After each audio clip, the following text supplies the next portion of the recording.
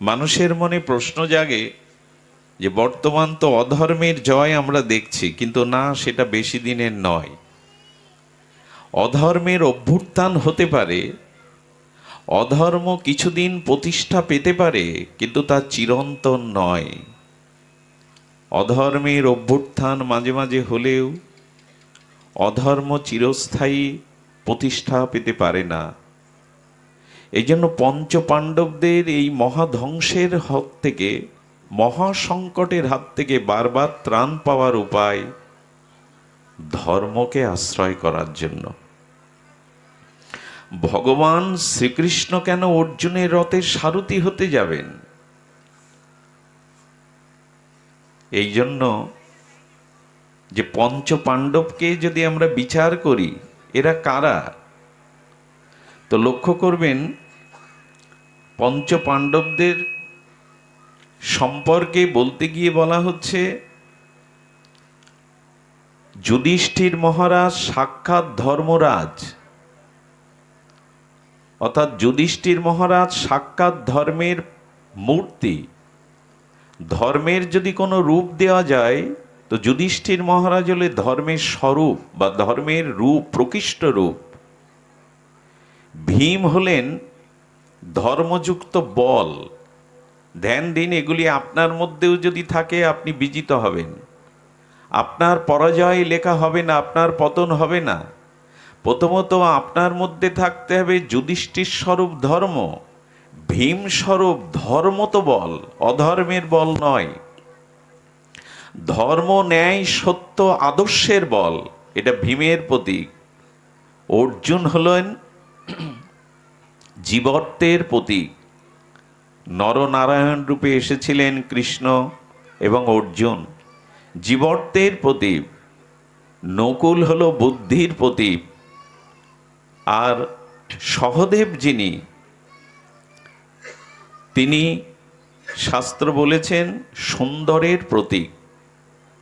যদি আপনার সাথে ধর্ম থাকে, ধর্মযুক্ত বল থাকে, যদি আপনি ধর্ম বুদ্ধি সম্পন্ন হন, যদি আপনার ভিতরে ধর্মীয় শুদ্ধতা, সদাচার থাকে, তবে সেই জীবসত্তার ভার ভগবান নিজে গ্রহণ করেন। আচ্ছা, পঞ্চপাণ্ডবদের সাথে আরেকটি শক্তি ক্রিয়া করেছিল, খুব মার্মিক কথা।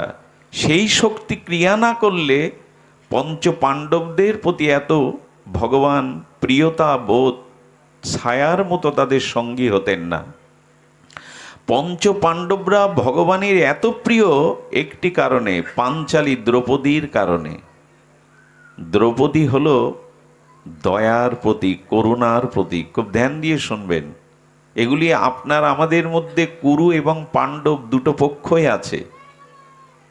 দ্রৌপদী হলেন করুণা এবং দয়ার মূর্তি। আচ্ছা, আপনার সাথে ধর্ম আছে কিন্তু আপনার মধ্যে দয়া নেই, অর্থাৎ দ্রৌপদী যদি না থাকে, করুণা যদি না থাকে, দয়া যদি না থাকে, তবে সে ধর্ম মঙ্গলময় হয় না, মঙ্গল প্রতিষ্ঠা করতে পারে না। আপনার মধ্যে ধর্ম আছে অথচ দয়া নাই, সে ধর্ম কল্যাণকারী হতে পারে না। করুণা নাই, সে ধর্ম কল্যাণকারী হতে পারে না। আচ্ছা, আপনার মধ্যে বল আছে, শুদ্ধ সাত্ত্বিক ধর্ম বল আছে। বল থাকলে কি হবে? যদি দয়া না থাকে, করুণা না থাকে, তবে সেই বল সত্যকে, সুন্দরকে, ধর্মকে প্রতিষ্ঠা করতে পারে না।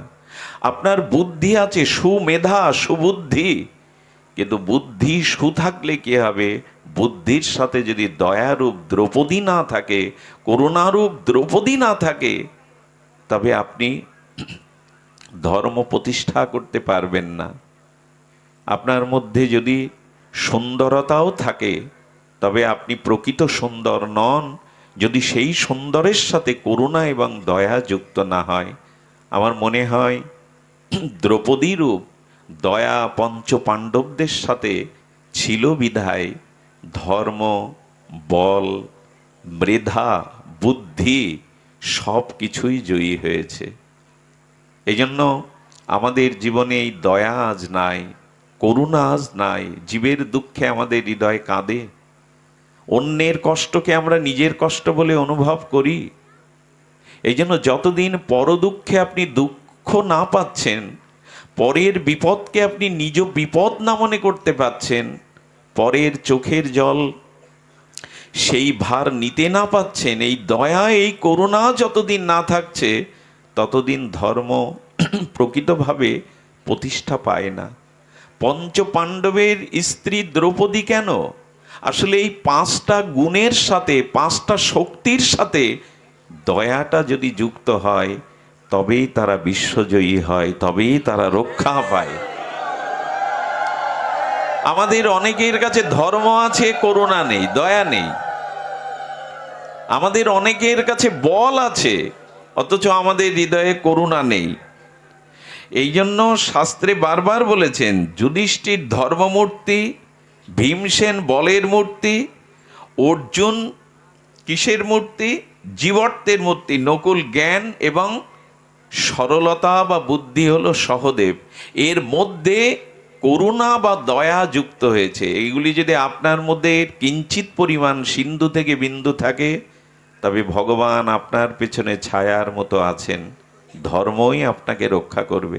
আচ্ছা, বিবেচনা করে দেখেছেন? আপনারা বিজ্ঞ শ্রোতা, শাস্ত্রজ্ঞ শ্রোতা, রামচন্দ্র বনবাসী, আছে তার কিছু বানর সেনা, জাম্ববান, সুগ্রীব, এরাই।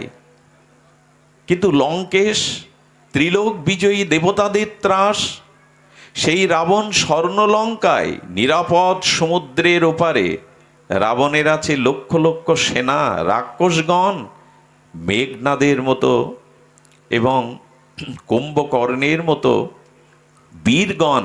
কিন্তু রাবণের পতনের কারণ কি?